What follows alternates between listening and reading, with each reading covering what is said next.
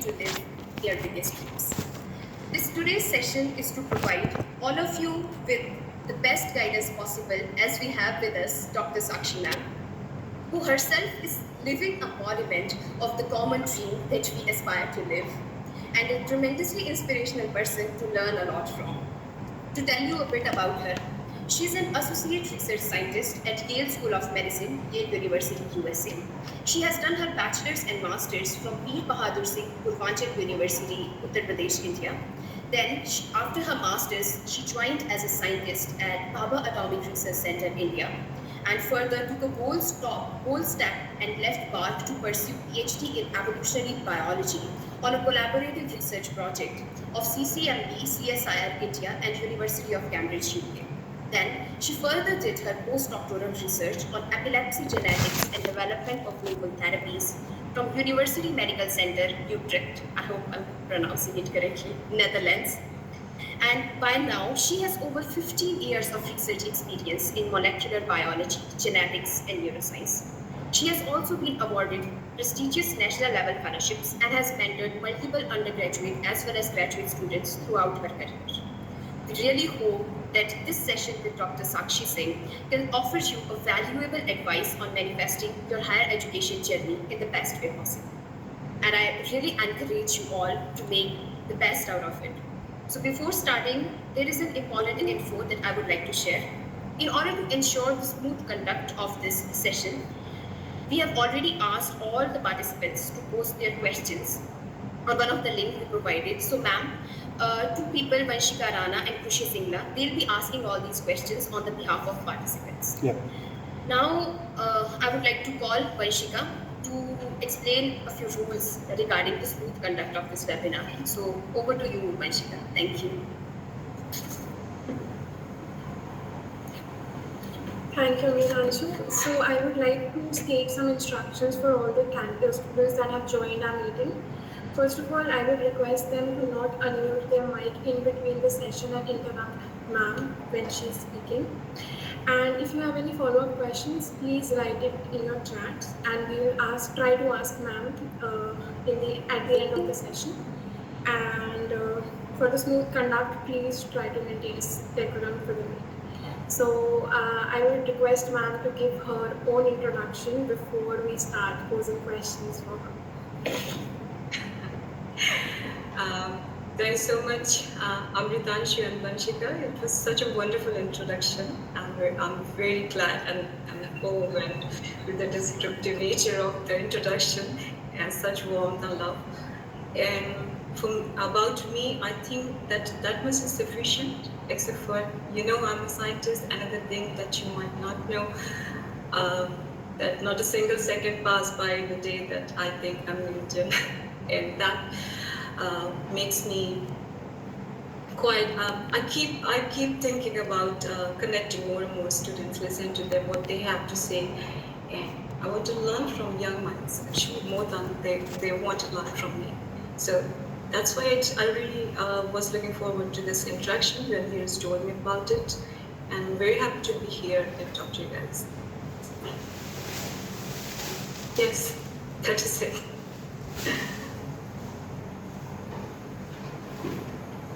So I would request Khushi to begin the session.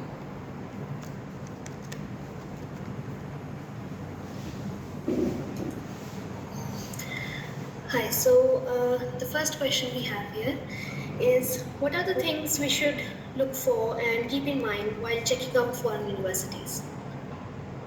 Yeah, so first question you should ask yourself, why do you want to go to a foreign university? Or, and this applies to anything you want to do in your life. The first question should be why. And then the second question should be how. So why do you want to apply for a foreign university? So I do not have any faces to say, it's just kind of weird. So, yeah, the first thing would be you have to see what you want to do, what discipline or program do you want to pursue, and then you need to research about things. I would really appreciate if Vanshika, Amritanshu, especially anybody would switch on their camera. I feel like I'm talking to one. This is better. I feel like I'm talking to a human. Yeah. Yeah, first thing would be that why do you want to go there? And the second thing is what kind of program you want to do to reach a certain goal. Many times students start very, like most of the time they do have just immediate plan and they do not look forward, they do not project things, their trajectory into the future, like after 10 years, what do they really want to do? So if they start thinking that thing, they would know exactly what are the steps to take, not just the immediate step that, oh, I have done bachelor's, I need to do exactly this now for the next 3 years, and they do not have a plan for what they want to do next. So that would answer the why question for you. And then the why would actually bring you, can narrow down the specific things that you want to look into at university or place a program. Maybe you want to do, a person wants to do bachelor's and master's, or want to be an expert in a specialized field. So the why would give you that particular guidance to look into the universities, and then go to the universities' websites and see what are the resources. So things that you have to take care is, first is time constraint, whether it aligns with the long-term goal of yours, as in the why you want to do something. Just don't do a PhD because you want to do a PhD, or somebody has actually done PhD in your peer group or your seniors. That is not a reason enough. So you have to know why you want to do something, and then find out the programs, and then you start researching about where is the best opportunity for that program, and how do you do that. So this is, in the world you have all the diverse things, and you have to find the customized approach for something. So for doing that, you have to know what are your personal, what are your values, what are your desire for your own particular aspiration, what do you want to be.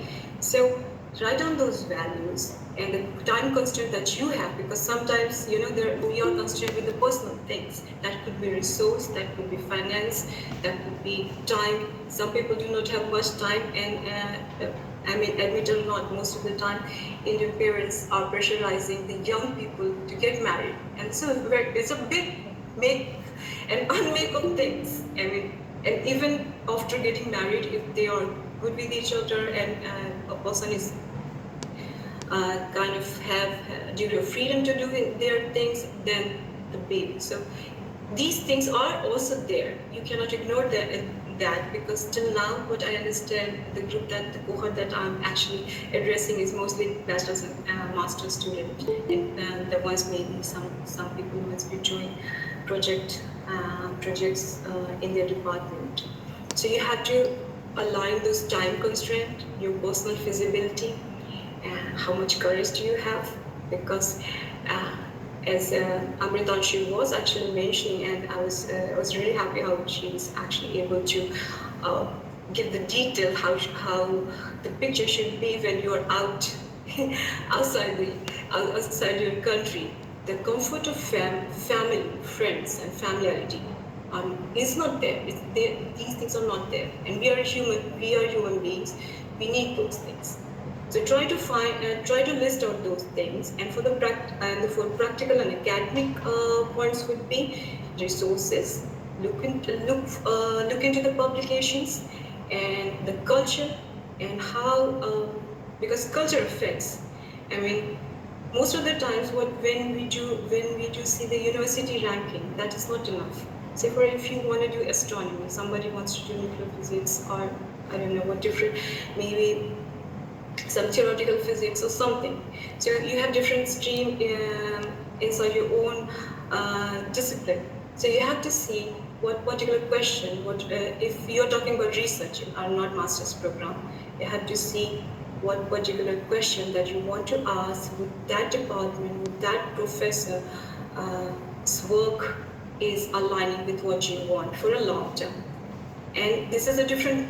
Why do you have to actually choose a research question? Should it be beneficial practically for you, for long run to reach your financial success, or maybe your goal of whatever profession you're considering, and whatever the measure or standards of success that you think is right for you. So resources, time constraint, personal feasibility, and your academic alignment. Always look for why you're doing this, what is your long-term goal. Have a plan A and then stay ready for plan B. Adaptability is very important. Never throw yourself in totally in something very narrow and get stuck inside it, because that is what happens most of the time. I have learned a lot from my mistakes and from others too. And these things you should take care. And the financial, of course, the feasibility has in itself the financial thing, mental support, and those kind of things. Thank you, ma'am. So, ma'am, I was wondering that if you could tell us how did you reach to Yale? What was your steps and how did you proceed from master's students in India to US? Okay. So that was a different time. So we didn't have, of course, the internet accessibility to each and every one of the students, and the exposure was quite less. So I was in Varanasi, and some people were just some of my friends who were more exposed. They were applying for BRC. So that was the first time I knew, okay, I should apply, and I was just good at studies. Was topper throughout wherever I was. But no exposure as such. So I thought, why not? It was 100 rupees form, and I always had to think, oh, if this goes well with my fellowship, and can I do it by myself alone? I always ask this question. And so so that was the first thing I did. And then when I was in BRC, the research, other things, notification that I saw from CCMB, it was a collaborative project of in Cambridge University and Dr. Lal Singh. So I thought, why not? And I took the risk. I always took a little bit of risk and threw myself into a uncertain place without parachute. But I would not suggest everyone to do that. You should take calculated risk, of course. So I went there, did my PhD, and then went to Utrecht, and it's a wonderful environment there. I was learning a lot every time I have changed a little bit field, like inside the biology initially. So it would kind of amaze people, as I was from a botany background. Then I went, but I had all the fellowships cleared out in my first attempt, and because that time we didn't have the exposure of internet. We could not just type anything. So I knew these subjects are there, units are there, and then I got all the books, Xerox copies of all the books, and I just read it. Because the education I had was botany, but I was reading everything: molecular biology, biochemistry, genetics, medical genetics, everything. So I read everything and then cleared all these exams. I with rank, and then went to BRC. So what I have to tell you from my journey is stay a little bit flexible, adaptable, and if you are going through a certain path, maybe you might be surprised that you can on the second step, or maybe after a few years, when you look back, you'll be surprised how far you have come. And that's the beauty, and as in you have to believe in yourself and take calculated risk. Yeah, sometimes some people can throw themselves totally into abyss, but it might not be the best idea. Find out what works for you. That is the key. And stay flexible. And don't attach yourself with the names, as in Cambridge University, Yale. There might be very silly pockets inside the Cambridge University, also in the Yale. That might not be the best for you. It might, and when you come out in the public, with society, with a friend, they'll say, oh, oh, she's from, I don't know, Cambridge, she's from Yale. So, but that is not enough sometimes for growth. You have to know, you need to figure out if you have to dissociate the image and honor prestige thing with what quality or value something can provide to you. If something is too expensive for your, is taking your mental peace, everything of yours, and not giving you any viable skill for the next 10 years, and it's not good for your health, I think that is the time that you decide, let's start to move on and get on another boat and try. So be ready for the transitions and take bold steps, not too bold, of course, calculated, and be ready with the different paths. So that's what I think I did, and that's how I'm here.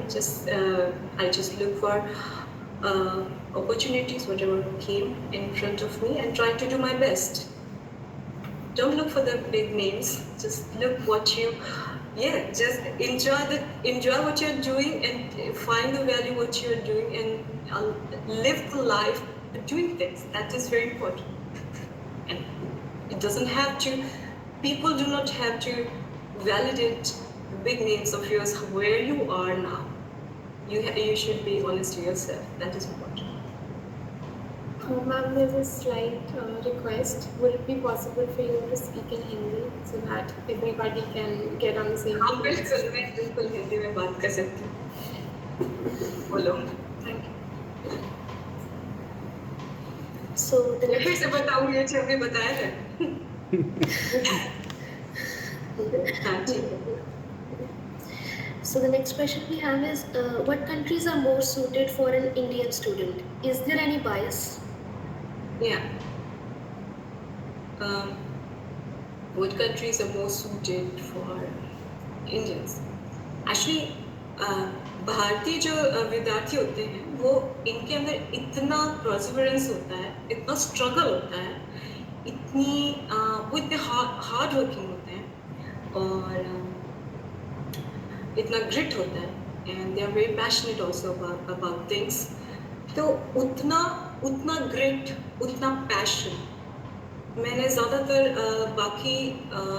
बाकी देशों के विद्यार्थियों में नहीं देखा, पर फिर भी बहुत सारी जगह वो मतलब कम पड़ जाते हैं. I'm sorry, I'm deviating from the question, but this is really important कि उनको सही सोच से सही एक्सपोजर का नहीं पता होता है, बिकॉज हमारा सोसाइटी जो है हमें कंडीशन कर रहा है किसी तरीके से, जैसे कि इनसे बहुत बड़े आदमी हैं, इनको ये करेंगे वो, बट जब आप मिलते हैं वो इतने बड़े आपको नहीं महसूस होते हैं. तो but this is just one of the example. तो वो बहुत सारे जो लैक करते हैं वो बता देती हूँ. Critical analytical thinking, specially the skills that are relevant for the field. बहुत ज़्यादा पढ़ रहे हैं और बढ़िया नंबर ला रहे हैं. हो सकता है जिसने पूरी जगह टॉप करा वो पर्सन इतना बढ़िया परफॉर्म ना कर पाए. तो महत्वपूर्ण क्या हो जाता है? महत्वपूर्ण हो जाता है कि स्किल क्या, आपको स्किल क्या, प्रैक्टिकल स्किल क्या है, आप कैसे चीज़ों को हैंडल करते हैं.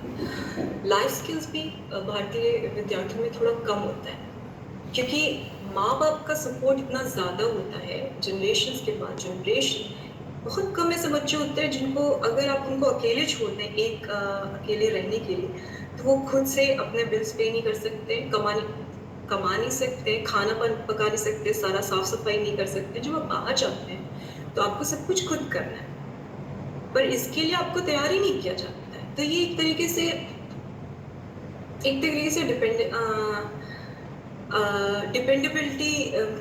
डिपेंडेंसी क्रिएट कर देते हैं आपको किसी न किसी तरीके से.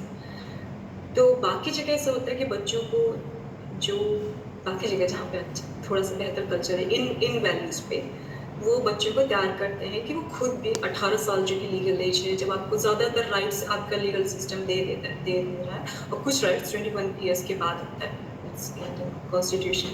तो उसके बाद अगर आप लीगली इन चीज़ों के लिए तैयार हैं, तो why not you are ready to live alone, pay your bills, face the whole, take your own decision, और उसके लिए अकाउंटेबल होने के लिए, अपना खुद का फैसला करके उसको निभा लेने के लिए आपको अकेले इतना मजबूत होना चाहिए। ये चीज़ भारतीय स्टूडेंट्स में नहीं होता है। तो इसका फर्क रिसर्च पे भी होता है, डेली लाइफ के साथ रिसर्च पे भी होता है, क्योंकि जब उनके पास क्वेश्चन आता है तो वो उसको क्रिटिकली वैसे समझ नहीं पाते हैं, उसको वैसे डाइसेक्ट नहीं कर पाते हैं कि क्वेश्चन आया उसको कैसे समझना है, कैसे अप्रोच लगाना है, क्या स्ट्रैटेजीज लगानी है, कैसे ब्रेक डाउन करना है।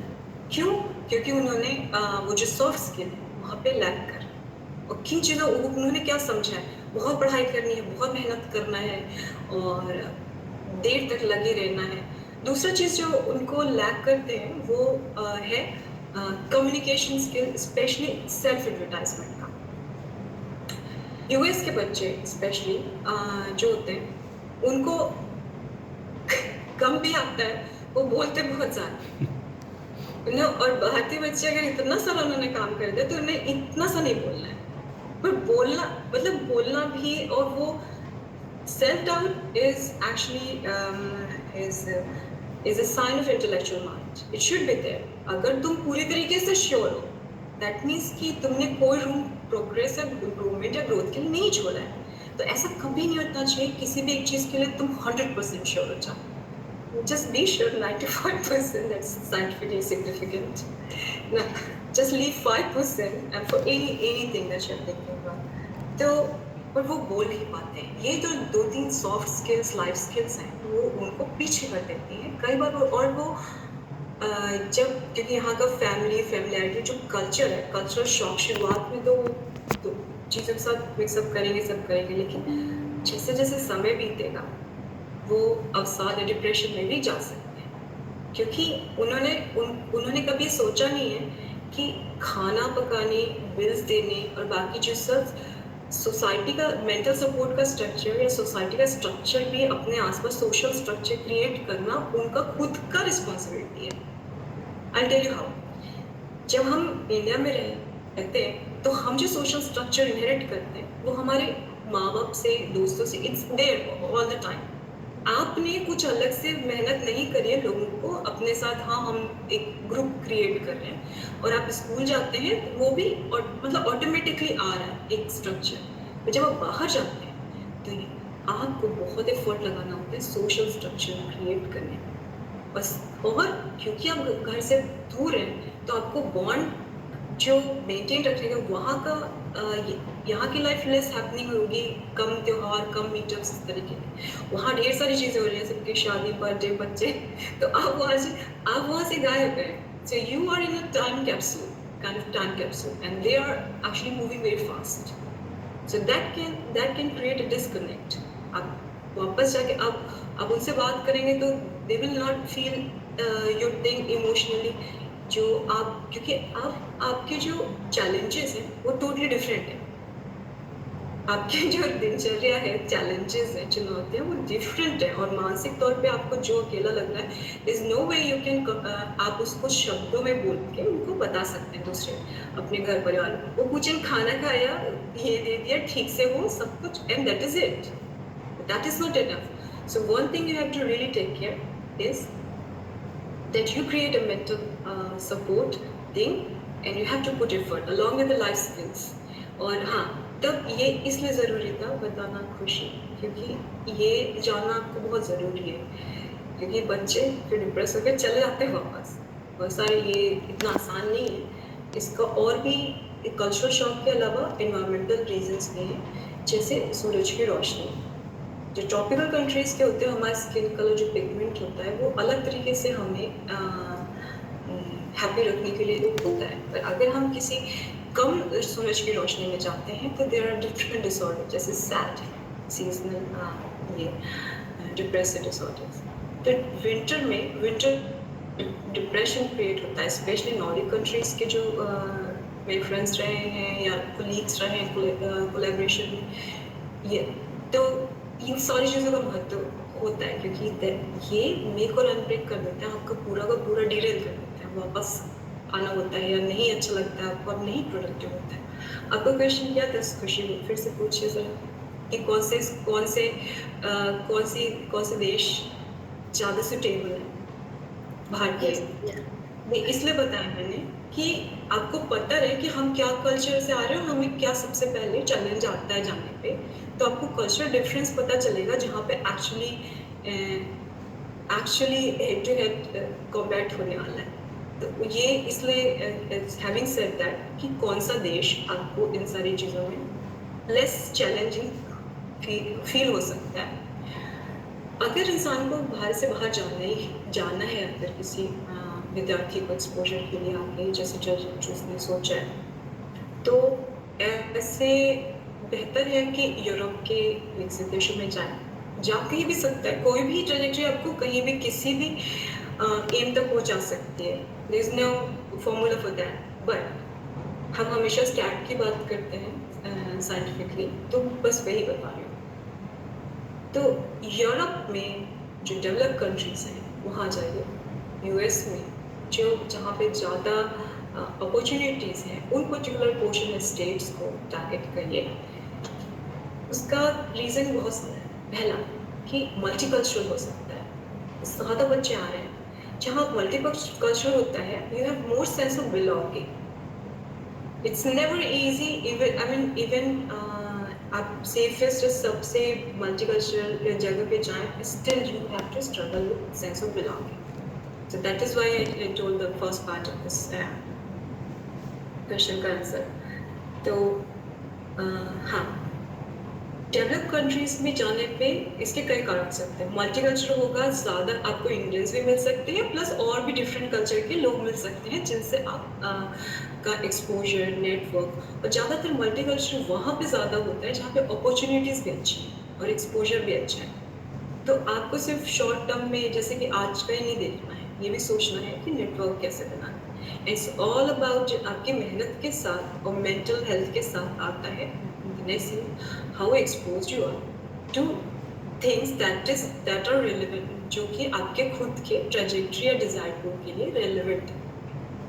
तो इसके लिए अगर सिर्फ मुझे ऐसे टेंटेटिवली कहना हो तो डेवलप्ड जो कंट्रीज हैं, यूएस, आपके यूरोप की और यूएस के जो पोर्शंस ईस्ट और वेस्ट कोस्ट जैसे है यूएस का, मैं नहीं कहूँगी कोई टेक्सास में जाए, पर अगर आपको ऑब्जर्वेटरी में काम करना है, जैसे एस्ट्रोनॉमी में काम करना है, तो वहाँ पे ऑब्जर्वेटरी आपको ऑफकोर्स रेगिस्तान के बीच में मिलेगी, तो डिपेंड करता है।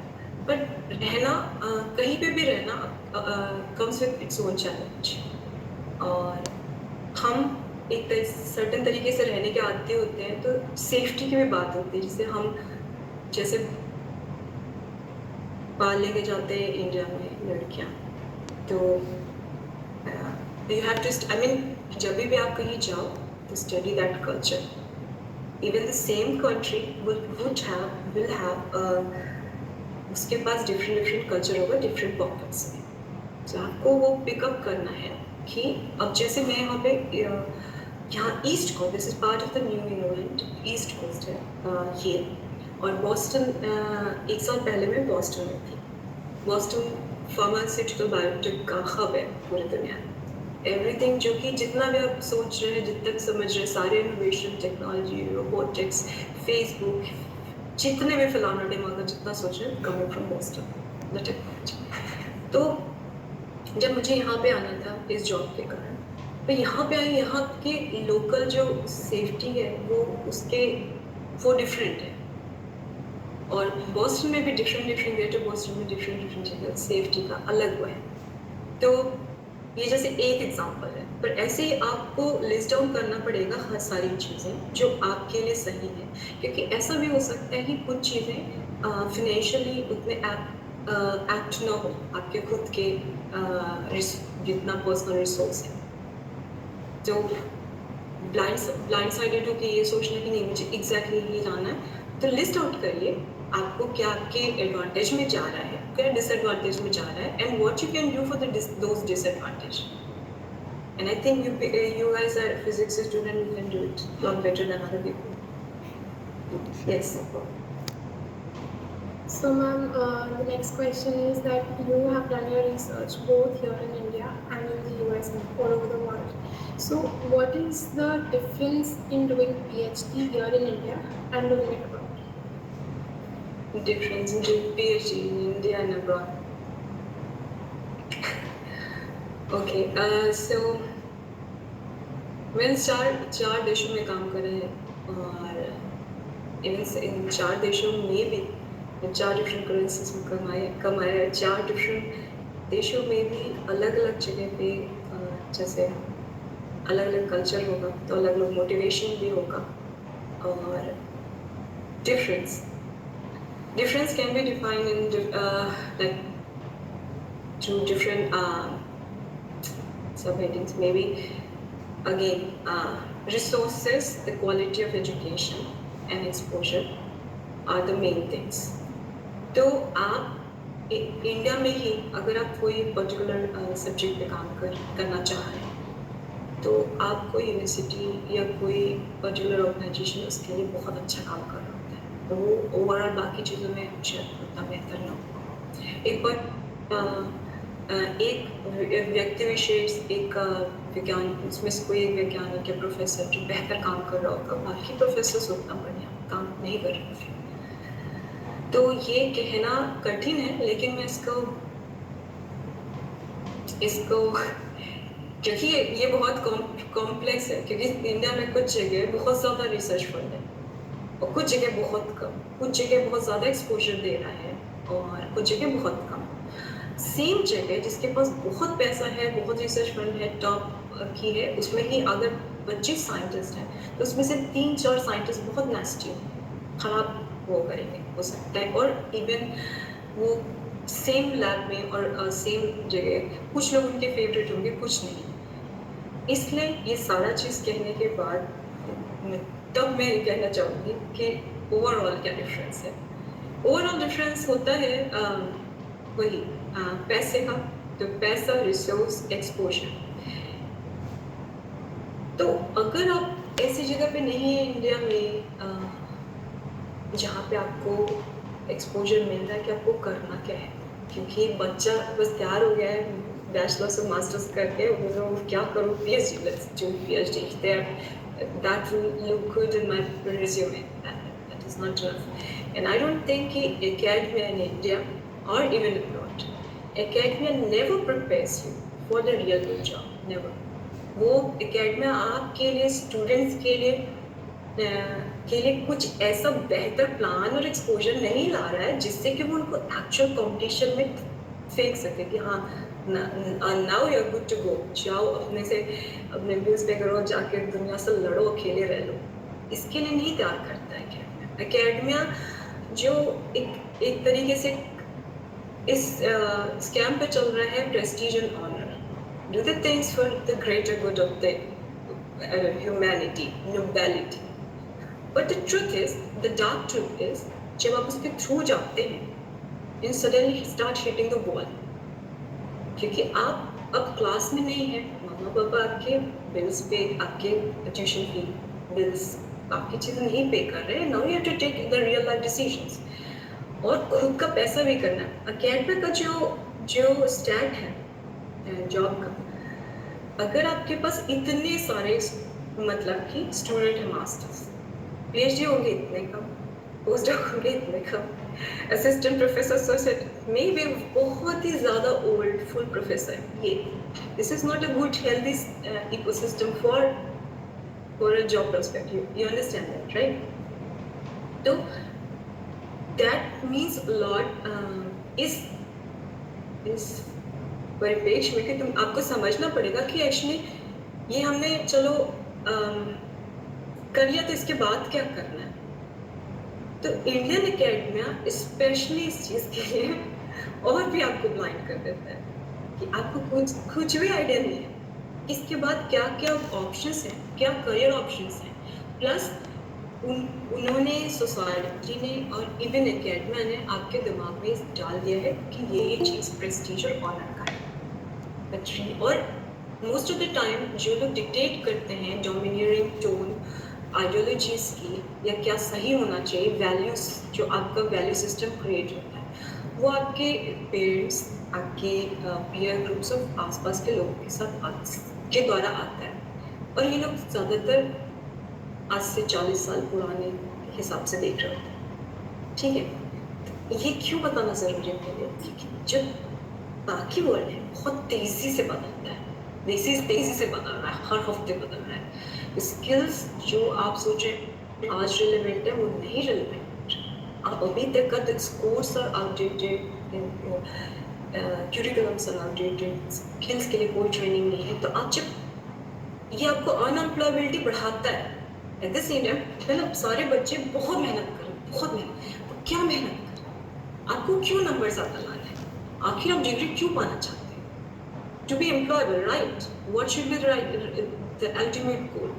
ये चीज़ नहीं बताते, ना हमारे माँ बाप बता रहे हैं, ना हमारी सोसाइटी बता रही है। हमारी सोसाइटी आप या बाकी सभी लोग ज़्यादातर ये ऑनर प्रेस्टीज वाले वैल्यू सिस्टम को हमारे अंदर इंस्टिल करते हैं, और साथ में हमें ट्रेन नहीं करते हैं प्रैक्टिकली कौन से जॉब्स क्या होने चाहिए, ऑप्शन वैसे एक्सपोजर भी नहीं, और उसके लिए इस चीज़ का महत्व भी नहीं समझते। तो ये बहुत बड़ा अंतर है जो कि भारतीय विद्यार्थियों के साथ होता है, जो कि अगेन जो इतना नुकसान कर रहा है आपको। मतलब कि Bharat is one of the youngest country in the world. तो यूथ का जो है सबसे ज़्यादा यंग, और ये यंग माइंड ऐसे नहीं है कि जो बस मतलब उनको वो मेहनत करके पढ़ाई कर रहे हैं, बचपन से पैदा हुए हैं 10 किलो का बस्ता ढोल के पहले दिन से पढ़ाई कर रहे हैं। तो ये इतने अच्छे बच्चे हैं जो 20 साल से पढ़ाई ही कर रहे हैं, कुछ कर रहे हैं, तो फॉर व्हाट? आपको बताना है। हमारे यहाँ बोला जाता है पैसा, फिर बच्चे को बोला जाएगा वो व्हाट्सएप फॉरवर्ड्स और सारी चीज़ों से वैल्यू सिस्टम क्रिएट करेंगे कि पैसा नहीं, भगवान का भक्ति व्हाट्सएवर, या फिर कुछ doctor, engineer, certain profession that they think is prestigious, वो आपके दिमाग में डालेंगे। But this is your job to find it out कि आपको कैसे एम्प्लॉयबल बनना है and to get a job. Image से स्टिक मत करिए, इमेज, ऑनर ये सब काम नहीं देगा। स्किल्स, प्रैक्टिकलिटी और फाइनेंशियल सक्सेस, ये चीज़ बाहर के बच्चों को ज़्यादा उनके दिमाग में होता है। तो ये भी उनमें से ही एक चीज़ है जो कल्चर के डिफरेंस के साथ आती है। तो अगर आपको कुछ नहीं पता है तो आप उसको समझने की कोशिश करते हैं, क्योंकि हो सकता है गवर्नमेंट के ऐसे प्लान्स ना हो जो आपको सिखा सकें। आपको ढेर सारा नौकरी का एप्लीकेशन आ गया है। ज़्यादातर ऐसा होता है कि 200 सीट्स होती हैं और उसमें मतलब 20 लाख बच्चे अप्लाई कर रहे हैं। Can you imagine? ज़्यादातर और चपरासी की जॉब के लिए जो कि ओवर क्वालिफाइड PhD बच्चे अप्लाई कर रहे हैं। ऐसे क्यों हो रहा है? ठीक है, गवर्नमेंट का plan, we can not change that. So you have to come up with your own way to actually what is looming in the future, कि आपको ब्लैक और ग्रीन फ्यूचर नहीं चाहिए। ऐसा सोचिए, रख दें। Can you address this question at the end? Yes, ma'am, the question will address in the end.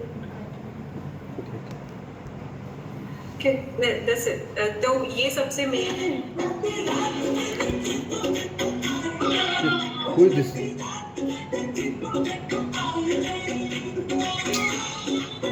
So, Robin Singlar. Okay, So sorry for it, ma'am. it's okay. It's okay. तो ये सबसे main चीज़ है जो कि बच्चों को नहीं पता होती है और कोई नहीं बताता। कोई प्रोफेसर, कोई scientist is not rooting in your favor, not rooting in favor of your future.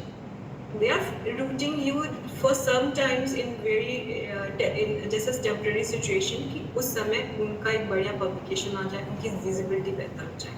But now the young people should think about themselves. उनको खुद से सोचना है। और ये डिफरेंस होता है, बाहर के बच्चे ज़्यादा पता होता है उनको कि उनकी एम्प्लॉयबिलिटी ज़्यादा महत्वपूर्ण है rather than किसी भी तरीके का जो कंडीशनिंग हो रही है आसपास लोग जो कह रहे हैं। सेल्फ डिपेंडेंट होना इज, तो फाइनेंशियल सक्सेस जो होता है उसको फाइनेंशियल सक्सेस की तरह देखते हैं rather than कि स्टेटस क्वोशिएंट के। तो ये बहुत बड़ा अंतर है जिसके कारण वो उस तरह के डिसीजन करते हैं, क्योंकि आपके डिसीजंस ही एक्चुअली आपको कहीं पे भी कहीं पहुंचाएंगे। अगर आप वो नहीं कर पाएंगे और किसी लूप में अरे ये छोटा है बड़ा है मुझे करना नहीं है, ये स्किल कैसे स्किल और सोचेंगे तो नहीं हो पाएगा।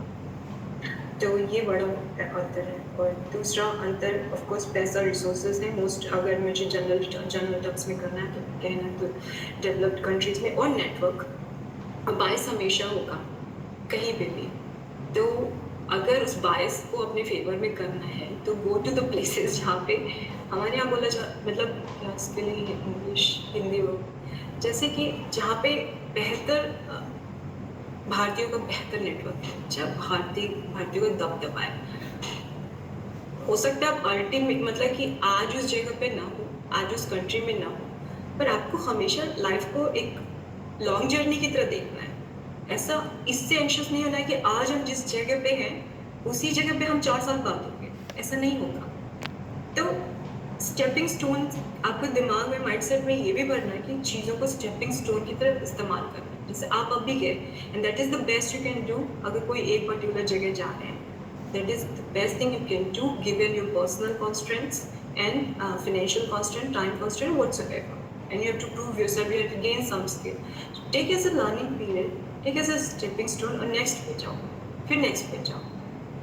Try to like जैसे गेम खेलते हैं और you try to earn, gather things. Look at your goal that way. ये mindset भी नहीं होता है इंडियन बच्चों का। इंडियन बच्चों को लगता है आज हम उठे तो हम सीधे सिर्फ ये पर्टिकुलर अब बाहर निकले पर्टिकुलर पर्सन बन जाए एक ही समय में या नहीं, अदरवाइज उनका पूरा कॉन्फिडेंस शैटर हो जाता है। तो कॉन्फिडेंस का मतलब ये नहीं कि कोई चिल्ला रहा है या कुछ भी अनर्गल कुछ बोल रहा है। कॉन्फिडेंस का मतलब होता है कि आप चीज़ों को ठीक तरीके से समझ रहे हैं और उस हिसाब से धीरे धीरे निर्णय ले रहे हैं। तो ये दूसरा बड़ा अंतर है। तो जहाँ पे बायस रहेगा, जहाँ पे इंडियंस का ज़्यादा बेहतर नेटवर्क है या जहाँ पे कम बायस है, उसको अल्टीमेट गोल बनाइए। ऐसे सेक्टर को, ऐसे जगह को सेम देश में अगर आप कुछ सदर्न प्लेसेस में जाएंगे यूएस में तो ऑफ कोर्स ज़्यादा रहेगा। और सेम कंट्री इवन जैसे कनाडा में है, सम टाइम फॉर कुछ ईयर्स के लिए उसमें अनबायस्ड रहेंगे, भारतीयों की बहुत इज्जत रहेगी, फिर अचानक से एंटी इंडियन सेंटिमेंट्स होगा। But you can not control that, you can just take the educated decision, that's what you can do. Next question. Yes. So the next question we have is, how do we manage the uncertainties of a student's life? Like whether we'll be able to do well or which field of physics or any other work can we give our best in? Uncertainty. Again, so जो भी मैं बोल रही हूँ उसमें जो पहले बोल चुकी हूँ तो दोबारा रिपीट नहीं करूँगी, क्योंकि मैं अज्यूम करूँगी कि आप जो भी क्वेश्चन का आंसर दे रही हूँ वो उसके बेस के ऊपर अब बिल्डअप कर रहे हैं, तो उसको दोबारा बोलूँगी। अनसर्टेनिटीज़ को मैनेज कैसे कर सकते हैं? First thing, you should have good self-reflection, and you should be a little bit introspective. You should know your strengths and weaknesses, and should be realistic about it. You should not have like very pumped up Hindi आपको बहुत ज़्यादा ऐसा नहीं कि किसी तरीके से glorified understanding हो अपनी। जब आप बड़े यूनिवर्सिटीज़ मान लीजिए कैम्ब्रिज येल में भी काम कर रहे हैं मेड स्कूल में, और उसके बावजूद भी क्या महत्वपूर्ण हो जाता है कि आप खुद के बारे में बहुत अनरियलिस्टिक और बहुत अवास्तविक बहुत एक ग्लोरीफाइड अंडरस्टैंडिंग ना रखें, अपने आप को ग्राउंडेड रखें। वो इसलिए ज़रूरी है ताकि आप ऑब्जेक्टिवली फिगर आउट कर सकें कि आपकी स्ट्रेंथ्स क्या है, वीकनेसेस क्या है। अपने आप को क्रिटिकली देखना ज़रूरी है। आप पूछ सकते हैं अपने दोस्तों से, लेकिन कुछ टाइम आपको ज़रूरी नहीं कि उनके बात सुने, क्योंकि कई आप इस चीज़ को इंश्योर नहीं कर सकते हैं कि सामने वाला किस इमोशन से ड्रिवन होकर आपके बारे में अच्छा बोल रहा है या बुरा बोल रहा है, या उसका मूड कैसा है या उसकी इंटेंशंस कैसे, वो आप डिक्टेट नहीं कर सकते। So the 1% you can trust, एक इंसान जिसको जो आप ट्रस्ट कर सकते हैं वो आप हैं इस मामले में। और तो सेल्फ रिफ्लेक्शन में आप जितने अच्छे होते जाएंगे वो आपके लिए उतना बेहतर है, सिर्फ प्रोफेशनल नहीं, पर्सनल, हर तरीके के उसके लिए। तो लिस्ट आउट करिए strength, weaknesses. That could be soft skill, that could be practical skills, that could be professional academic skills, और उसके अनुसार ये देखिए कि हाँ, और एक कुछ अच्छे मेंटर्स और गाइडेंस रखने चाहिए हर स्टेप पे। जैसे जो ये सारे उसमें बात में आ जाते हैं कि आपने मेंटल सपोर्ट नेटवर्क आपको खुद क्रिएट भी करना। कई बार ये होता है जैसे हमारा सुपरवाइजर है, we call them mentor, but the mentor मैं जिसकी बात कर रही हूँ वो आपका सुपरवाइजर नहीं होना चाहिए। मेंटर ऐसा मेंटर लीजिए जिसका आपके ऊपर पावरफुल शिकंजा नहीं है किसी डिसीजन का, राइट। वो आप जिसको अपना जहाँ पे आप अपना दिल खोल के बात कह सकें, बोल सकें कि मुझे ये ठीक नहीं लग रहा है, क्योंकि लोग परफेक्ट नहीं होंगे। लोग ज़्यादातर कंस्ट्रक्टिव चीज़ें डिस्ट्रक्टिव होते हैं दूसरों के लिए। ये बहुत बड़ा सच है, इसको मान के चलना है आपको। तो आपको ऐसे कुछ मेंटर्स ढूंढने, एटलीस्ट एक मेंटर होना चाहिए एडिशनल टू आपका पीयर ग्रुप क्या है, फ्रेंड्स वगैरह सब कुछ है। फ्रेंड्स क्योंकि आपके लेवल पे हैं, वो आपका चीज़ सुन रहे हैं, बात कर रहे हैं, तो वो हो सकता है पूरा उतना कैलकुलेटेड एजुकेटेड एडवाइस ना दे सके। वो मेंटर कैन बी एनीबडी जो कि एक स्टेप आपसे ऊपर है या 100 स्टेप्स आपसे ऊपर है। वैसा मेंटर जो आपके लिए डिसाइड नहीं कर रहा, आपका सैलरी नहीं डिसाइड कर रहा, आपका प्रोजेक्ट नहीं डिसाइड कर रहा है, कोई भी हो। और वो इंसान को ज़रूरी नहीं आप फिजिक्स के हैं तो उस इंसान को फिजिक्स का होने ज़रूरत है। वो पर्सन बायोलॉजी का हो सकता है, वो पर्सन किसी भी और डिसिप्लिन का हो सकता है, वो दूसरे सेक्टर का भी हो सकता है। तो आप कोशिश करिए कि 1 से 2 3 बहुत सारे मेंटर कंफ्यूज करेंगे, 2 3 4 अगर एटलीस्ट एक मेंटर रखिए जिसको आप बोल सकें, बता सकें कि मेरे को ये मैनेजमेंट के क्योंकि आप जिन क्वेश्चन की मैं बात कर रही हूँ वो लीडरशिप और मैनेजमेंट के प्रॉब्लम्स होते हैं कि आपका जो सुपरवाइजर है वो मैनेजर है, उसका लीडरशिप का प्रॉब्लम होगा तो आपकी ज़िंदगी ख़राब हो जाएगी, आपका करियर ख़त्म हो जाएगा या बढ़ जाएगा, या आप कैसे भी आखिरी सांसें निकाल के निकलेंगे और नेक्स्ट वाले पे जाएंगे। तो इन चीज़ों को आप ब्लाइंड आप आदर्शवादी हो कि ये कह नहीं सकते हैं कि ये सारी चीज़ें मैटर नहीं करती हैं, और कोई भी जो लिविंग एंड ब्रीदिंग है उसको पता है कि ये सब एक्चुअली रियल प्रॉब्लम्स हैं। तो मेंटर्स रखिए, अनसर्टेनिटीज़ के लिए बात कर रहे हैं तो सेल्फ रिफ्लेक्शन और self assessment time to time करते रहिए।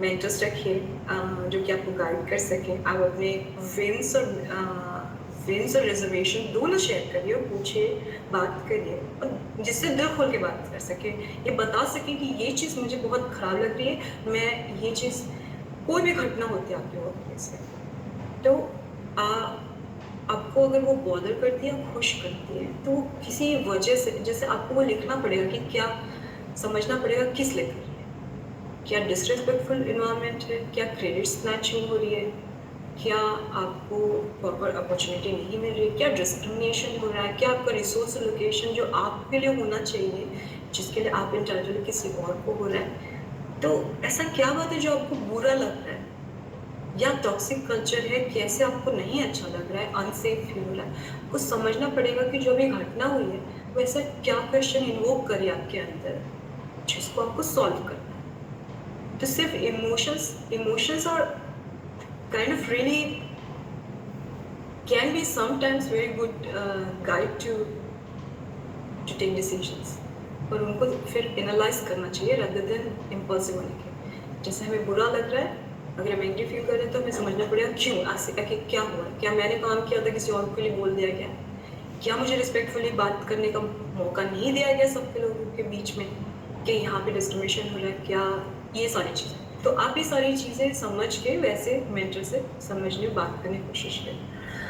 और हमेशा जैसे मैंने बोला था स्ट्रेंथ और वीकनेसेस में स्किल्स हैं, सॉफ्ट स्किल्स हैं, बाकी सारे साथ में ऑप्शंस को देखते रहिए कि क्या और ऑप्शंस हैं, क्योंकि अभी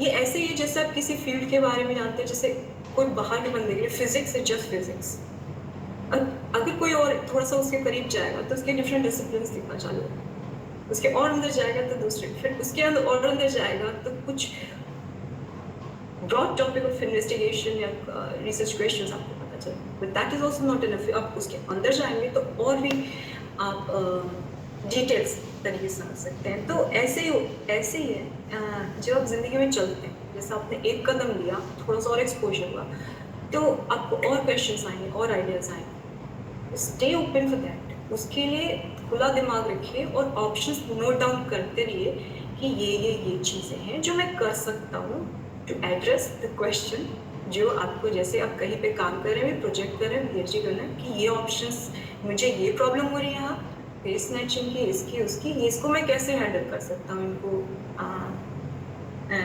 जो भी गाइड करें। फंड्स के ऑब्जेक्ट जैसे कि ये हो गया मेंटरशिप गाइडेंस का, सेल्फ रिफ्लेक्शन, स्ट्रेंथ वीकनेसेस का, फंड्स का प्रॉब्लम है या रिसोर्सेज का प्रॉब्लम है, तो वो आपको लिखना पड़ेगा कि कैसे क्या एक्चुअली जो है इस स्टेप पे आपको बॉर्डर कर रहा है। तो जब हम प्रैक्टिकली एसेस करते हैं खुद को टाइम टू टाइम रेगुलरली और ऑप्शंस को समझते हैं, अवेलेबल ऑप्शन, और ये याद रखना चाहिए कि ऑप्शंस कोई स्टैटिक चीज़ नहीं है, इट्स वेरी डायनामिक। हर दिन दुनिया बदल रही है, आपके ऑप्शंस आपके एब्सोल्यूट हो जाएंगे नेक्स्ट डे, आपको उससे कीप अप करना है।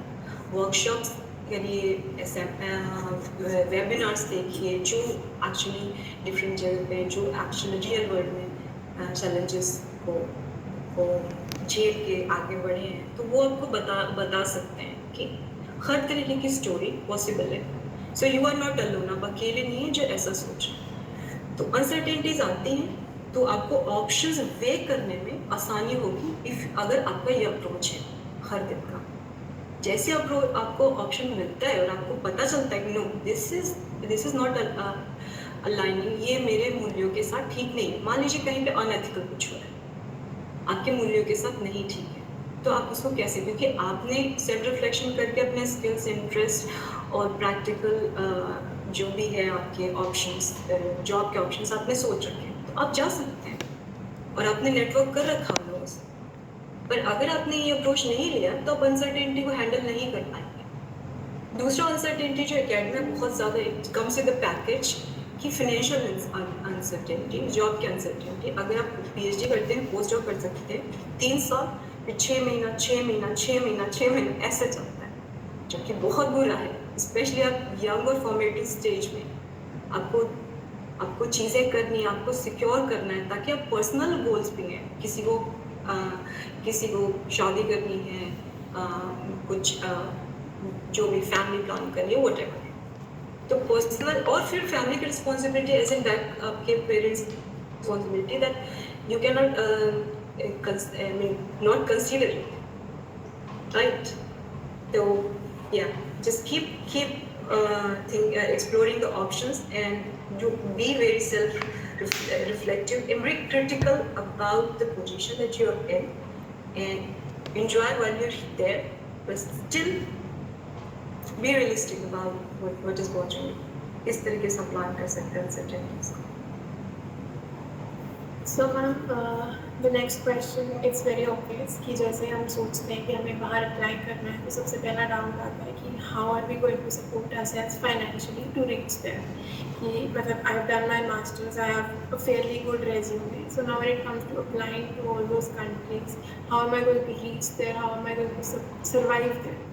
तो वो चीज़ की are there any scholarships which help the students and मतलब everything जो भी आप बता सकते हो बता। Okay, what helps?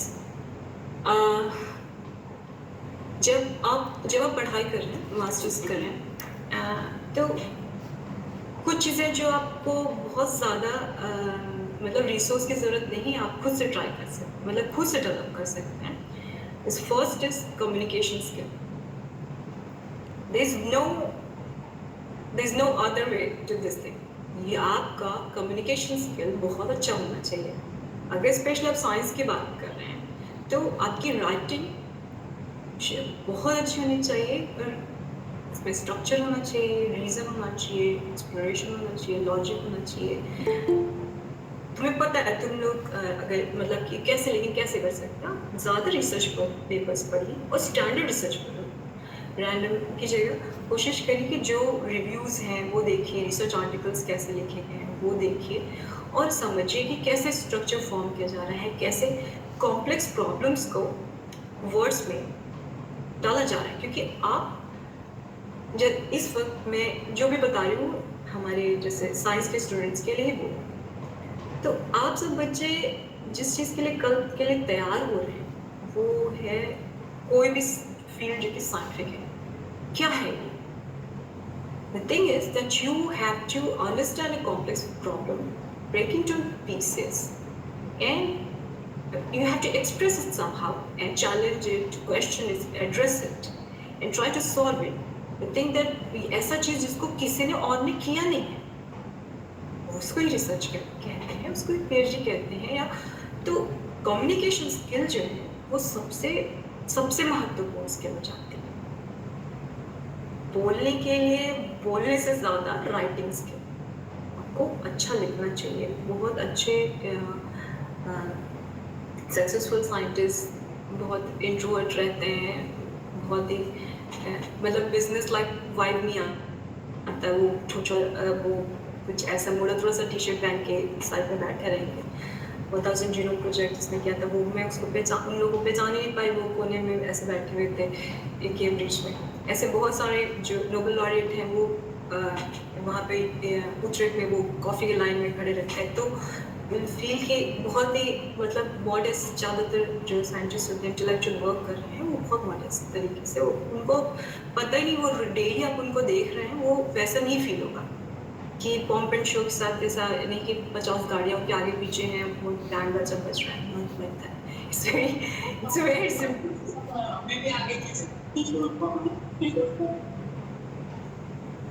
तो ये मैं इसलिए बता रही हूँ कि ठीक है, ये चीज़ें आपको ज़रूरी नहीं है। आप प्रेजेंटेशन या पब्लिक स्पीकिंग भी उतना महत्वपूर्ण नहीं है। जो सबसे महत्वपूर्ण है कम्युनिकेशन है, right sir Raju Sharma. Writing skill है सबसे मेन। राइटिंग स्किल के बिना ये सबसे महत्वपूर्ण है, क्योंकि आप लिख नहीं सकते। एवरीथिंग इज अबाउट कम्युनिकेशन, और आप समझ भी नहीं सकते क्योंकि writing skill, scientific writing also comes with kind of critical thinking, logic and reasoning, and planning of things, in putting things down in kind of structure that actually makes sense to a complex problem. And it should make sense to a person who's reading your stuff.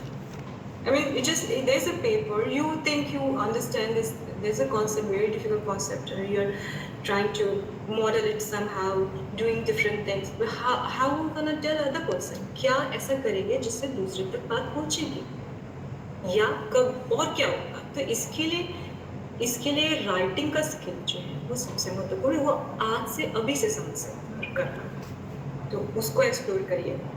जब आप लिखते हैं लोगों को, और writing skill ना paper के लिए सिर्फ नहीं, उससे आपको थिंकिंग, क्रिटिकल थिंकिंग भी बनेगी, एनालिटिकल थिंकिंग भी बनेगी। और I can not emphasise it enough, I mean you have to be good at writing, scientific writing. और कि आपको ईमेल्स करने हैं, आपको अब कोलैबोरेट करना है, क्या बोलेंगे आप? अगर आपको इट्स ओके, आप धीरे बोल सकते हैं, लेस कॉन्फिडेंट, जो कि एक पॉम्पस व्यू है कॉन्फिडेंस का कि one should be like very बहुत ज़्यादा फ्लैशी अच्छे से क्लोथ्स में और बिजनेस लाइक वो ऐसा। बाकी ये जज करने वाली बात है, आपको वैसा होने की ज़रूरत नहीं है। पर अगर आप एकेडमिक फील्ड में, बिजनेस में कभी कभी होता है, पर आपको स्टिल आपको शब्दों की ज़रूरत होगी ठीक से एक्सप्रेस करने के लिए, कोलैबोरेट करने के लिए। क्योंकि अगर आप नहीं जानते कि कहाँ पे कोलैबोरेट करना है, क्या चीज़ ढूंढनी है, क्या प्रॉब्लम्स हैं, क्या ड्रॉबैक्स हैं, तो आप नहीं कर पाएंगे। तो राइटिंग सबसे महत्वपूर्ण है। इस फील्ड से आगे आप किसी भी फील्ड में जाएं, कितने भी इनोवेटिव चीज़ में जाएं, राइटिंग। दूसरा जो है वो अब अंतर आ रहा है, क्योंकि अब AI का एज है।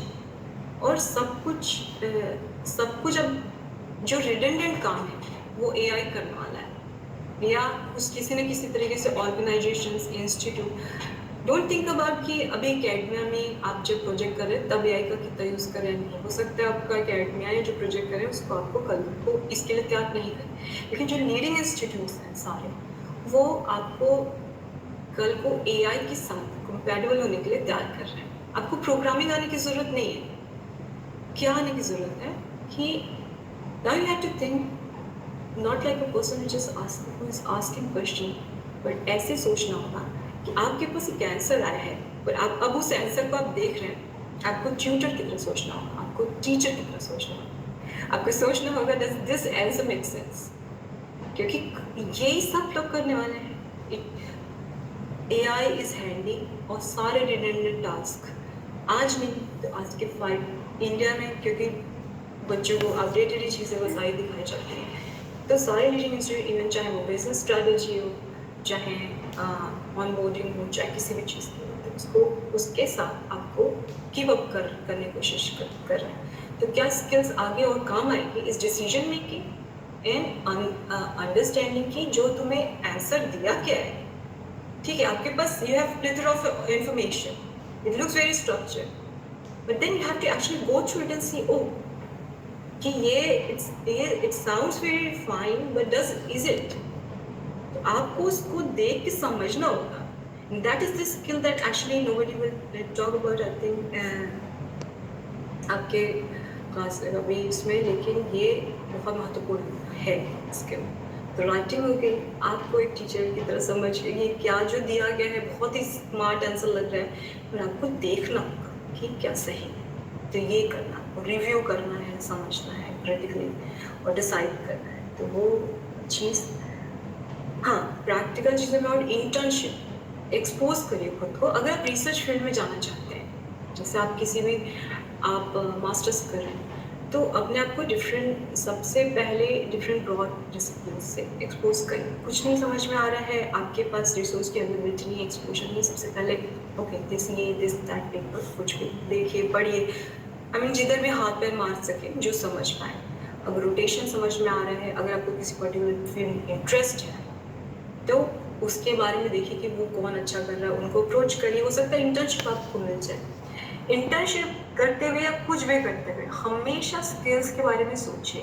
बहुत एक इंटेलेक्चुअल अर्निंग है आपकी, ठीक है, जैसे, और दूसरा अर्निंग है स्किल्स की। आपको हमेशा याद रखना है कि क्या स्किल्स आप वहाँ से ले रहे हैं that is transferable. If it's not transferable, you are actually setting yourself कि एक मतलब नैरो पाथवे जो कहीं पे जाके पूरी तरीके से हो जाएगा, मतलब आपकी अपॉर्चुनिटीज कम कर देगा। तो स्किल्स के बारे में सोचना है, इंटर्नशिप करना है, ज़्यादा एक्सपोज होना है फील्ड से, ब्रॉड फील्ड से रोटेशन करना है, देखना है किस चीज़ में आपको ज़्यादा इंटरेस्ट है, उसकी अगेन प्रैक्टिकल फिजिबिलिटी कैसी है आपके पर्टिकुलर उसके साथ, और हो सके तो पेपर इंटर्नशिप में नाम लीजिए, और ट्रांसफरेबल स्किल्स पे ज़रूर ध्यान देना चाहिए। That will also always keep you a little bit resistant to the uncertainty। Adaptability आपको आएगी, और रिसर्च में और क्या फ्लेक्सिबिलिटी होनी चाहिए। ऑफ कोर्स फिर से वही मैं बात बोलूँगी, क्रिटिकल थिंकिंग होनी चाहिए, एनालिटिकल थिंकिंग होनी चाहिए, इंक्विजिटिव माइंड होना चाहिए। अगर आप क्यूरियस एंड इंक्विजिटिव नहीं हैं तो research is not for you. Of course perseverance and mental perseverance is important. तो हमारे एक मीट हुई थी जेनिफर डॉडनर से, जो कि क्रिस्पर थी, वो है नोबेल, तो उन्होंने बोला था जब सारी चीज़ें, तो बोल रही थी कि सारी हम कितना भी मेहनत, कितना भी ब्रिलियंट माइंड हो, जो सबसे ज़्यादा देर तक काम आता है वो है परसिवरेंस, कि आप क्या चीज़ को ठीक से हैंडल करके देर तक चला ले रहे हैं, या सही समझ पे जान रहे हैं कि इस चीज़ से मूव ऑन करना है।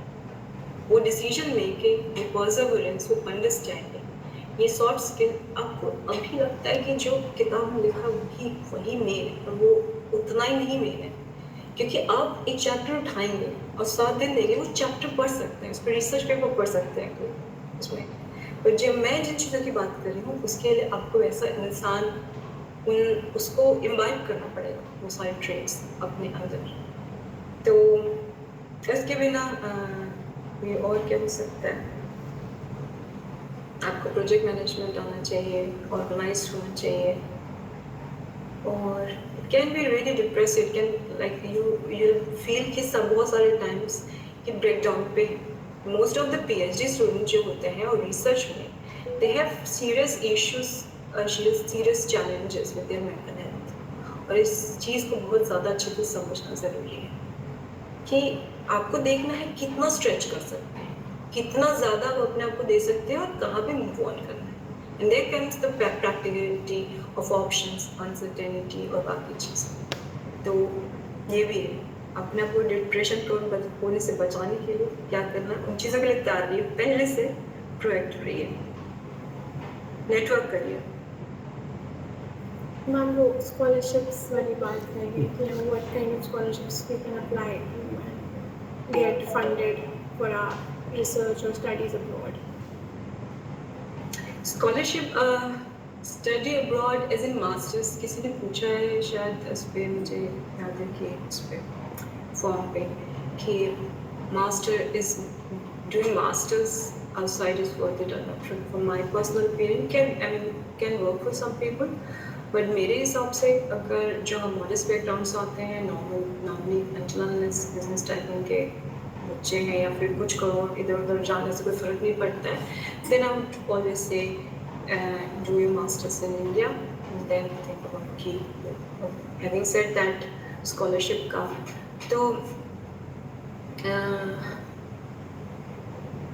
स्कॉलरशिप अलग अलग जगह, अलग अलग यूनिवर्सिटीज़ की खुद की भी इंस्टीट्यूट की स्कॉलरशिप्स होती हैं, फिर उस जगह पे अलग अलग गवर्नमेंट की स्कॉलरशिप्स होती हैं, कुछ स्पेसिफिक कोहट के लिए होती है, कुछ वुमेन के लिए होंगी, कुछ एक पर्टिकुलर जैसे कॉमनवेल्थ के देशों के लिए होंगी, कभी किसी और के लिए।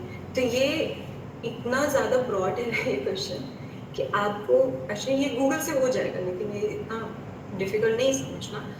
आप यूनिवर्सिटी देखिए, चीज़ें देखिए, डिपार्टमेंट सेट करिए, या ब्रॉड स्कॉलरशिप, क्योंकि कुछ स्कॉलरशिप्स बहुत ब्रॉड होती है। जैसे आप सोचिए स्कॉलरशिप फॉर ऐसे कर सकते हैं, right, you have to ask right questions with right keywords कि इंडियन स्टूडेंट्स के लिए मान लीजिए जर्मनी में रिसर्च के लिए, PhD के लिए क्या स्कॉलरशिप्स हैं। ये हो सकता है उसमें कुछ स्कॉलरशिप्स आएंगी, कुछ होगी कि ये पर्टिकुलर मान लीजिए एस्ट्रोनॉमी के लिए, न्यूक्लियर फिजिक्स के लिए, इस डिपार्टमेंट में उनके इंस्टीट्यूट की क्या स्कॉलरशिप है। कई बार हम प्रोग्राम्स पे जाते हैं, जब हम मास्टर्स या कोई भी PhD प्रोग्राम्स क्लिक करते हैं तो वहाँ पे ऑप्शन ये होते हैं कि यू कैन अप्लाई ये सारे डिफरेंट स्कॉलरशिप, और इस तरीके से आप एक्चुअली एक्सप्लोर कर सकते हैं, नोट डाउन कर सकते हैं कि ये प्रोग्राम मैं देख रहा हूँ, इसका ब्रॉड पूरा देश का स्कॉलरशिप ये है, इंस्टीट्यूट का स्कॉलरशिप ये है, ये पर्टिकुलर चीज़ के लिए ये स्कॉलरशिप बोला गया है, कुछ औरतों के लिए है, कुछ इंडियन स्टूडेंट्स के लिए, कुछ के लिए, तो वो आपको फाइंड आउट करना पड़ेगा। देयर अब यहाँ बहुत अपॉर्चुनिटी होती है स्कॉलरशिप की। जब आप PhD करते हैं तो वो फंडेड होती है, तो वो ये स्कॉलरशिप आपको तभी एक्चुअली सोचना होगा ज़्यादातर टाइम जब आप मास्टर्स के लिए सोच रहे हैं। इसके लिए मैंने पहला क्वेश्चन का जवाब दिया कि मेरे हिसाब से कि अगर आपके बहुत मतलब इतना पैसा है कि आराम से 1-2 करोड़ कोई फर्क नहीं पड़ता है, तो आराम जाइए, अपना करिए और उसको just try to make most of it, network करिए, एक्सपोज होइए। बट अगर मेरे को सजेस्ट करना, जितने भी मैंने मास्टर स्टूडेंट देखे इंडिया के यहाँ पे आए हुए, मैं इस चीज़ से कन्विंस नहीं हूँ, और मैंने उनको भी बहुत आइडेंटिटी दी कि वो उन्होंने बहुत अच्छा किया आगे के करियर में। तो अल्टीमेटली अगर जाना है तो PhD के लिए जाना ज़्यादा बेहतर है, क्योंकि वहाँ पे आपको एक्सपोजर, क्वालिटी एजुकेशन, तरह से ट्रेनिंग मिलेगी, और PhD को ट्रेनिंग की तरह देखिए, उसके बाद क्या करना उसके बारे में सोचिए। हमेशा ट्रांसफरेबल स्किल्स के बारे में हमेशा सोचिए, जो कि आपको 10 ईयर्स के लिए इम्यून कर दे ताकि आप पैसे कमा सकें। ऐसे सोचिए, पूरा माइंडसेट को इस पे रखिए, and don't try to find a programme question. अगर से एक क्वेश्चन है, मान लीजिए एक पर्टिकुलर क्वेश्चन ये कर रहे हैं, चाहे वो न्यूट्रॉन स्टार, कुछ भी ब्लैक होल, कुछ भी कर रहे हैं मान लीजिए, तो पर्टिकुलर क्वेश्चन, तो आपको देखना है कि उसको जैसे अप्रोच कर रहे हैं जिस तरीके से, उससे कौन से स्किल्स अर्जित हो रहे हैं। तो ये आपको एक्सपीरियंस फॉर पर्टिकुलर सब्जेक्ट ये क्यों इम्पोर्टेंट है, क्योंकि आपने PhD करा, फिर आप पोस्ट डॉक ढूंढ, तो आपके जो ऑप्शंस हैं वो नैरो डाउन हो रहे हैं, हर दिन नैरो डाउन हो रहे हैं, ये चीज़ समझना है। तो इसके लिए आपका बैकअप प्लान होता है आपके ट्रांसफरेबल स्किल। तो अगर आपने ये क्वेश्चन एड्रेस करा है PhD में, तो you can be like this, don't have to be, do not have to go way far away. तो आपका ट्रांसफरेबल स्किल आपको कहीं ना कहीं वायबल स्पेस देता है नेक्स्ट जॉब के लिए हॉप करने। हाँ, तो और क्या क्वेश्चन था, क्या क्वेश्चन तो सर यही क्वेश्चन था, जैसे आपने बता दिया कि PhD यूजुअली फंडेड होती है, तो मतलब आपका मतलब पॉइंट ये था कि अगर कोई प्रोफेसर हमें PhD के लिए बुलाता है तो he will be funding our most of the times. हाँ, most of the time. So that was the question. but there are also different programs that can actually fund your PhD. So sometimes when you communicate with the professors, उनसे बात करते हैं तो वो कहते हैं कि apply for the fellowship and if you अगर तुम्हारे पास fellowship है तो तुमको मैं तुरंत ले लूँगा। तो ये हर तरीके के प्रोग्राम हैं, तो आपको अपने पर्टिकुलर नीड के हिसाब से सर्च करना है। जैसे डार्ट फेलोशिप जो मुझे पता है जर्मनी की, वो शायद बस आपके पास होती है फेलोशिप, आप उसके साथ जा सकते हैं। उसके साथ साथ आप ख्याल ये भी रखना है कि जिस पर्टिकुलर प्रोफेसर यूनिवर्सिटी या जगह के लिए अप्लाई कर रहे हैं उनका वहाँ पे वो लैंग्वेज प्रोफिशिएंसी टेस्ट के सर्टिफिकेट्स ये मांगते हैं कि नहीं। कहीं पे लैंग्वेज प्रोफिशिएंसी का भी मांगते हैं, कहीं पे नहीं मांगते, कहीं पे वेवर ऑफ होता है। तो ऐसा सिंगल माइंडेड ऐसा 0-1 की तरफ मत सोचिए कि एक पर्टिकुलर चीज़ जो आपने समझ लिया है बस वही। यहाँ पे सारे परम्यूटेशन कॉम्बिनेशन है, और आपको जब वो जगह पे जाएंगे, पर्टिकुलर इंस्टीट्यूट या क्वेश्चन पे जाएंगे, तब आपको पता चलेगा कि उनको क्या एक्चुअली चाहिए। और समटाइम्स अगर ये इनफ नहीं होता है, आप पर्सनली अप्रोच करिए, बढ़िया लिखिए, जैसे मैंने कहा है कम्युनिकेशन स्किल अच्छा होना चाहिए, वेल स्ट्रक्चर्ड, आपका ईमेल और बाकी चीज़ें कन्विंसिंग होना चाहिए, तो हो सकता है वो जवाब दे।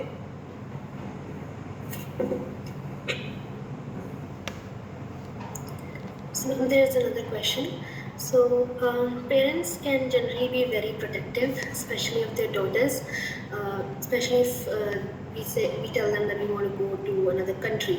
So can you advise on like how can we convince them to not allow, like they allow it, but can be very worried if we Yeah, I say that we understand. want. Your concern. Yeah. And I'm glad that you asked. I'm very glad that Rishita Bansal, आपको कुछ कहना है? Is this safety? How is the safety there? Rishita Bansal, Rishita Bansal, can you text us? How is the safety when you move to another country? Yeah, so just little part of this thing I have actually mentioned when we started the conversation. तो मैं इसको address करूँगी Rishita, starting from what Khushi has asked. तो parents protective होते हैं और वो कई आपके डिसीजंस को इन्फ्लुएंस कर रहे हैं, या आपको जो लगता है कि आपके जो बेस्ट इंटरेस्ट में है और आप जैसे ज़िंदगी को देख रहे हैं उनको नहीं। तो आप इस चीज़ को अगेन साइंटिस्ट की तरह ट्राई कर सकते हैं अप्रोच करने के लिए। पहले समझिए, उनसे पूछ लीजिए कि क्या है जो उनको बॉदर कर रहा है ना। तो आप उनको जब भी प्रॉब्लम्स आए, जब मैं ऐसा करती हूँ, जो प्रॉब्लम्स आते हैं personal, professional, psychological, whatever, and इस टैबू में रहना कि ये पर्टिकुलर प्रॉब्लम को एड्रेस करना साइकोलॉजिकल, नो ये इसको किसी को बोलना नहीं, दैट जस्ट इट्स वेरी वो ठीक नहीं है, वो आपके लिए ठीक नहीं है। तो उसको ब्रेक डाउन करिए, उनसे बात करिए, कम्युनिकेट करिए, अपना पूरा प्लान पहले से बताइए कि आप उनको अप्रोच करने वाले हैं। ऑफ कोर्स प्रॉब्लम्स ये सॉल्व करने के लिए उनको करना, उनको बोले कि क्या बॉदर कि किन किन चीज़ों के लिए वो कह रहे हैं आपके किसी भी डिसीजन को इन्फ्लुएंस कर रहे हैं। It can be anything. तो मान लीजिए देयर हो सकता है, I am just guessing, it could be financial, it could be safety, they are possessive about yourself, or they don't believe in you, or they don't believe the world around you, और वो ये भी सोच सकते हैं कि professional decision सही नहीं है आपका, या ये ट्रेजेक्ट्री से ये हो सकता है कि उनका पर्सनल लाइफ का गोल आपके लिए जो उन्होंने दिमाग में सोचा है एज इन बच्चा शादी इस पर्टिकुलर एज तक, that is not align with your career का गोल। तो आप उनसे बात करिए और उस चीज़ को लिखिए कि एक्चुअली डिफरेंट पेरेंट्स के लिए ये कंसर्न्स डिफरेंट होते हैं ना, तो आप उसको लिखिए कि भाई आप एक्चुअली उनको क्या सबसे ज़्यादा बॉदर कर रहा है, उसको रीड करिए और उनसे और पूछिए कि ऐसे। तो मैक्स से मैं ये कभी नहीं कह सकती हूँ कि आप पूरी तरीके से उनको मतलब कि कुछ भी कह रहे हैं आप चले जाइए और शुरू कर दीजिए कोई काम, क्यों इसलिए। और ये one of the bravest people, और ये लोग करते हैं, लोग होते हैं जो एक्चुअली अकेले कर सकते हैं, और अगर आप कर सकते हैं तो बहुत अच्छी। लेकिन रियलिटी है कि हम कम्युनिटी, हम सोशल एनिमल्स हैं, हम कम्युनिटी में और रहना चाहते हैं, और रिसर्च इटसेल्फ और करियर में खुद की उड़ान अपने आप खुद चैलेंजेस और उसके साथ आती है। आपको you will be beaten down to rock bottom का भी हिट कर देते हैं। तो आपका सपोर्ट स्ट्रक्चर, स्पेशली माँ बाप जो सबसे कोर में होते हैं, जो प्राइमरी केयर गिवर, उनका साथ होना बहुत महत्वपूर्ण हो जाता है। वो नहीं है तो भी कर सकते हैं, और मतलब करने वाले कर सकते हैं, पर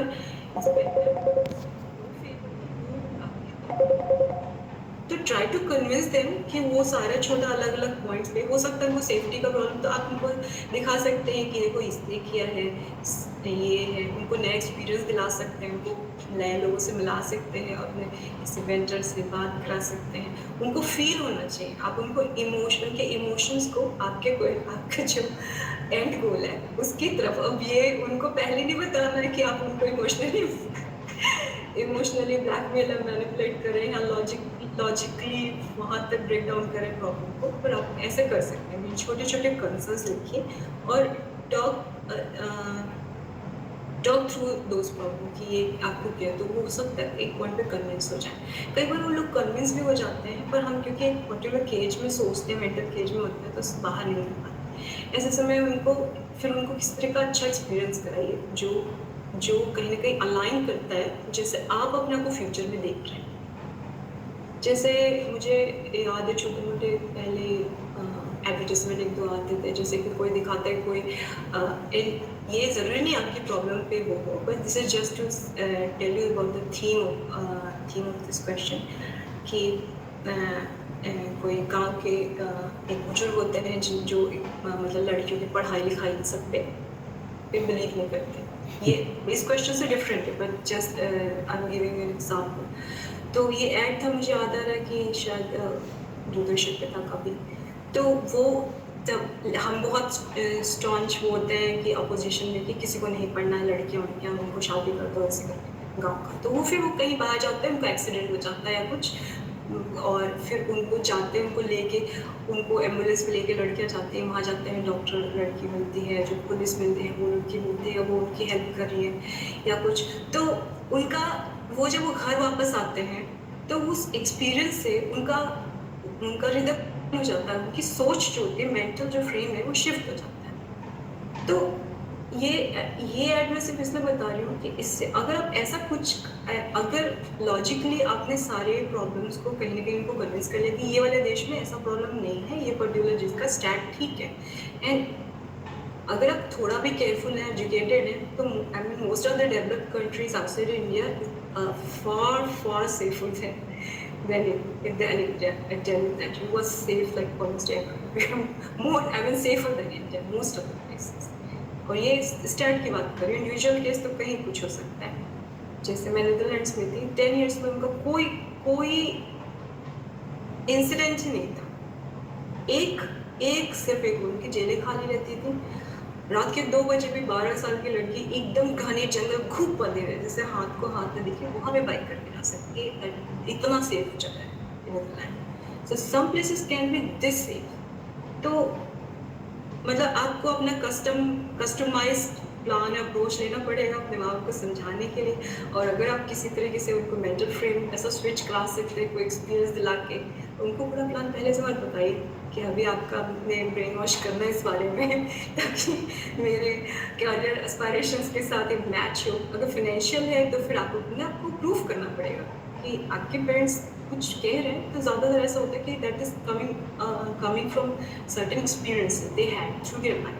सो you have to respect that, and at the same time you have to try to negotiate and try to expose them with the new found knowledge या जो भी इंफॉर्मेशन या कुछ भी प्रूफ चौकस आप अपनी कैपेबिलिटी को प्रूव कराना कि देखिए मामा पापा मेरे को 2 साल के लिए ये करने दीजिए. इफ़ यू थिंक कि मैं फिर भी मैं ठीक से नहीं कर पा रही हूँ तो तब आप वो करिएगा. 6 महीने जाने दीजिए कुछ भी. तो ये this is what I am talking about. One is negotiation skill. And this is one of the leadership skill, apart from other things that I was talking about, कि decision making है, self reflection है, project management है, and negotiation. ये सारी skills actually real world skill जो practically आपको काम आएगी. तो safety की बात जैसे आपने रिशिता कही, safety अभी मैंने बात करी थी बॉस्टन के अलग अलग पार्ट्स की और यहाँ नॉर्थ हेवन की, और जब मैं वहाँ थी कैम्ब्रिज में और लंदन, और जब एक्चुअली मैंने 20 देश देखे सब जगह, 20 देशों की यात्रा करी है और उन सब जगह सेफ्टी अलग रहेगी. वही कल्चर आपको कहीं जा रहे आपको उसका कल्चर समझना पड़ेगा. फ्रांस पेरिस में I was not feeling safe after 6 going through the streets. Netherland में दिन रात कुछ भी हो रहा कुछ, it's one of the safest place in the world. तो ऐसे जैसे कैम्ब्रिज या लंदन था उसमें कुछ हाई स्कूल के बच्चे रातों तो कहीं किसी को मतलब पीट दे रहे हैं कुछ, तो पर rest of the time it's safer than of course India. तो आपको पर्टिकुलर जहाँ पे जगह जा रहे हैं वो बहुत छोटी हो सकती है, जैसे कैम्ब्रिज है, लंदन है, पेरिस है, बर्लिन और फ्राइबर्ग टोटली डिफरेंट रहेंगे. आपका एम्स्टर्डम का सेफ्टी डिफरेंट है. तो आप जहाँ जा रहे हैं, जहाँ पे ज़्यादा मूव करें या फिर इवेंट कॉन्फ्रेंसेस प्रेजेंटेशन के लिए जहाँ जा रहे हैं उसको स्टडी करें. मैं कभी नहीं कहूँगी कि आप पूरा ब्लाइंड साइडेड होके जाए, but most of the places that are developed are, अगर इन जनरल मुझे कहना है, far far far better, safer and they have better gender equality than most of the places. But you have to do your homework before you book your flight ticket. Visa requirement के बारे में बता दूँ, USA का specially visa का बहुत ज़्यादा waiting list होता है. अगर आपको पीएचडी करने जाना है और आपको visa is a problem, try to find good universities in Europe. क्यों? क्योंकि यूरोप आपको जल्दी करा देता है. वर्क लाइफ बैलेंस बहुत अच्छा. यूएसए का culture is somewhere like culture like academic culture of India. तो वो बहुत स्ट्रेसफुल है, टॉक्सिक है most of the time. It can be non toxic of course, but Europe has more work life balance and you won't get burnt out like this. Thank you, ma'am. Ma'am, so as our session is nearing its end, there's one final question. Ma'am, the question is that CGPA to GPA की conversion की बात आती है तो scaling system different होता है. मतलब student is saying कि he has tried converting it online, तो हर एक स्केल का कुछ डिफरेंट आ रहा है. तो कुछ ऐसा होता है कि यूनिवर्सिटी स्पेसिफिक कुछ रिलेटिव स्केलिंग होती है कि कुछ जगह 4.0 होता है, कुछ जगह 5.0 होता है. मतलब which is the most reliable and trusted online tool that we can use to convert it. अच्छा, ये ऐसा क्वेश्चन है जिसको मैं मतलब ऐसे विद कॉन्फिडेंस अभी आंसर नहीं कर सकती, क्योंकि मुझे देखना पड़ेगा कि एक्चुअली क्या चीज़ है जो अक्रॉस डिफरेंट यूनिवर्सिटीज़ एक्चुअली बच्चे क्या यूज़ कर रहे हैं, क्योंकि उस साइड से मैंने देखा नहीं अभी. मे बी ये क्वेश्चन मैं बाद में आंसर कर सकती हूँ, पर I will try to find this by yourself if it is possible. But this is always the problem, specially with the board student जो जहाँ पे कम कंजर्वेटिव मार्क वो स्कोर दिए जाते हैं, मार्किंग होती है. जैसे आपने बेस्ट किया है तो 10 में से आपको 7 नंबर मिले. आपने एकदम किताब को उतार दिया वहाँ पे से तो आपको 10 में से 7 नंबर दे रहे, जैसे यूपी और बोर्ड बच्चे के साथ. अगर आप CBSE या किसी और बोर्ड से हैं तो आपने 10 अगर किताब उतारी तो आपको 10 में से ऑलमोस्ट 10 मिल जाते हैं. when you convert it into this GPA or like 1 to 10, 1 to 5 or 1 to 4 का marking, तो वहाँ पे ये अलग से reflect होता है, अलग तरीके से दिखता है. But it should not affect much if you have kind of a right skill and right experience. Internship आपने करी है, सही चीज़ें वो करा, मतलब बहुत पीछे ना हो तो ठीक ठाक हो जाता है. But tools I cannot, at the spur of the moment, I can actually suggest reliably. Okay. So ma'am, थोड़े बहुत questions रह गए हमारे. So मतलब I wanted to ask कि if the students who have more queries, can they directly email it to you, or we can send it via Dheeraj sir and you can answer them whenever you have time. अच्छा, I think email की जगह you can find me on LinkedIn, of course, everybody whoever wants to connect with me. और मैं जब भी मेरे को समय होगा मैं उस क्वेश्चन को, आप ऐसा मत सोचिएगा कि मैं बहुत ख़राब हूँ मतलब ईमेल इसके मैसेज और टेक्स्ट का रिस्पॉन्स करने के लिए, और धीरज इस बात को जानते हैं. 2 हफ्ते तक सो जाती हूँ, व्हाट्सएप खोल नहीं रखी हूँ, क्योंकि मैं ज़्यादातर काम आउटलुक पे उन्हीं लोग के मैसेजेस प्रोफेशनल ईमेल्स के जो आते हैं. पर मेरे को जब भी समय मिलेगा मैं लिंक्डइन पे आप जो उसको भी है वो मुझे find me, try to answer those question. और मैं फिर से कहूँगी कि everything that I'm doing, like my daily routine में जो भी कर रहे हैं, जो भी professional responsibility, I'm at 100 and 1000 things. This kind of thing is very soul satisfying to me. ये वो चीज़ है जिसमें मुझे अच्छा लग रहा है. In a different way, of course, not the intellectuals. I'm not talking about intellectual satisfaction.